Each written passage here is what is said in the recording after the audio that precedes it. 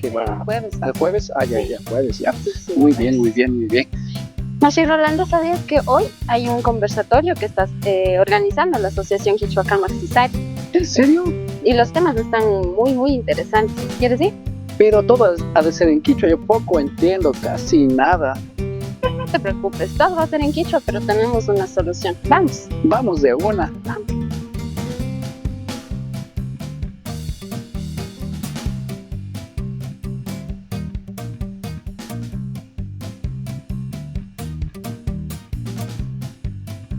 En CISARI creemos que cada palabra tiene vida.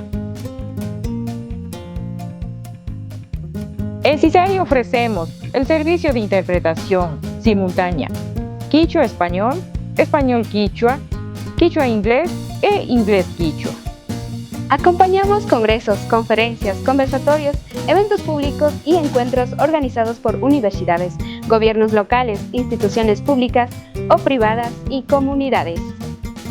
Nuestro equipo está altamente capacitado y comprometido con la diversidad lingüística y cultural para que la comunicación fluya con respeto y claridad y sobre todo con identidad. Valorar la lengua quichua. Nos une Nos hace más visibles. Y celebra nuestra interculturalidad.